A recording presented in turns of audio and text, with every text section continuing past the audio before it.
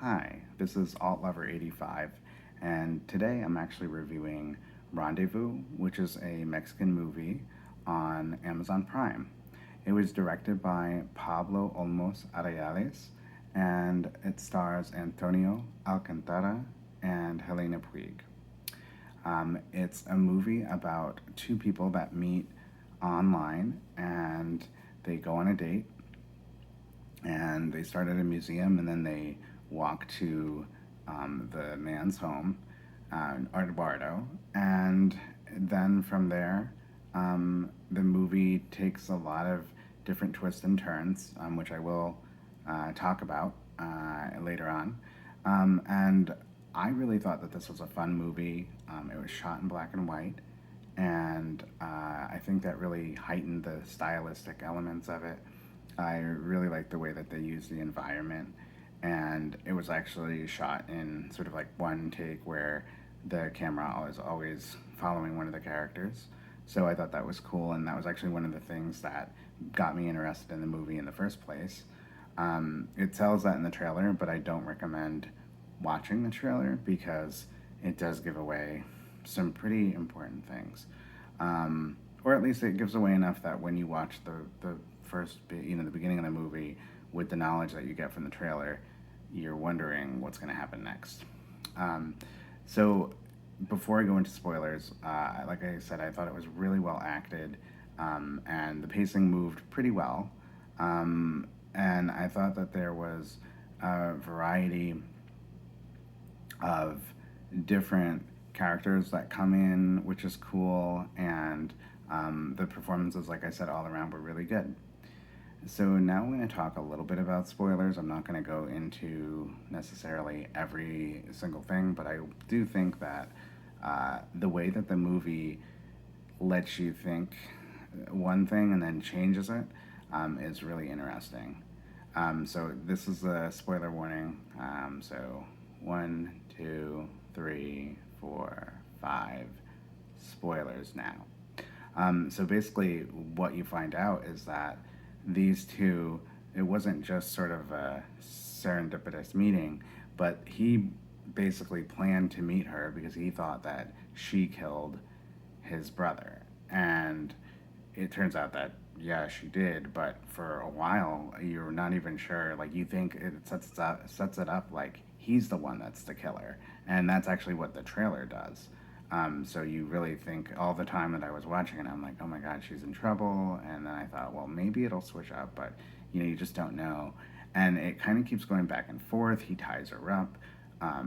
Then some people knock on the door, these kids, and then the kids hear her screaming, and then they leave. These kids that wanted him to, he bought them alcohol, so that's why they were there.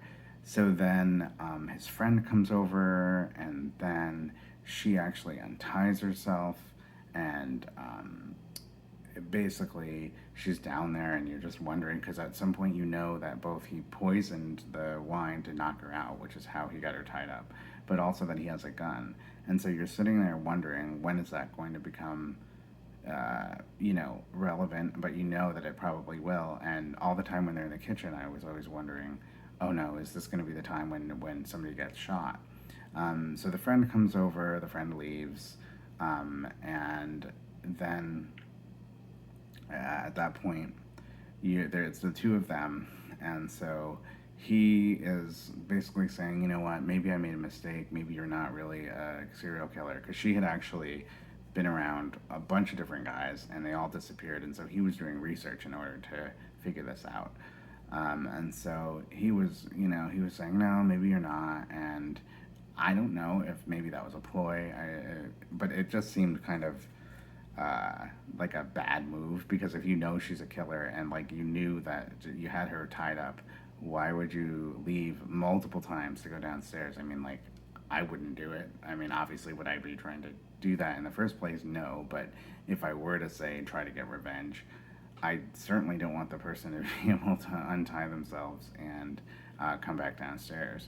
So then she ends up getting the gun, and and she also drugs him. So now he's sort of, this is towards the end of the movie. So now he's sort of, drugged and confused, and you're thinking, oh, he's not going to be able to get out of this. And he hides, but then she goes down to find him.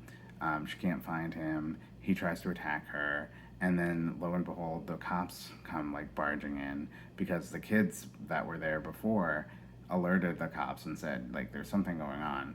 And so they tell him to put the weapon down, and he's sort of, just in shock, I think, and doesn't drop the weapon. So he ends up getting shot, and they, of course, think that she's the victim because he attacked her and everything, and she has all the black eyes and that kind of thing. And so then it ends up where he's dying, basically, and these kids are, like, filming it at the end, and you're just like, ugh. But also, I could see that being a thing that happens in real life. Um, and I really thought that it was interesting the way it ended, even if I didn't always agree or believe, not agree, but if I didn't always believe the actions of either of the characters. But I thought overall it worked well to keep you guessing. And I also think that it had an interesting message when it was talking about Mexico and people disappearing in Mexico and that whole thing. I've been to Mexico City before, and that was one of the reasons why I was a little bit nervous to go there at one point, but I fell in love with the city and I really enjoy it. But it is somewhere where you kind of have to, be on guard a little bit. But it was also one of the reasons why I decided that I would watch this movie because Mexico City is so beautiful. So overall, I really recommend and highly recommend this movie. I think that it's well worth your time. It's less than 2 hours. It's pretty quickly paced. And I would love to hear what you think about it. So I really appreciate you taking the time to watch this video. And if you give it a like, that's great. And I hope you have a great night. And thanks again. It's been Alt Lover 85. Take care. Bye.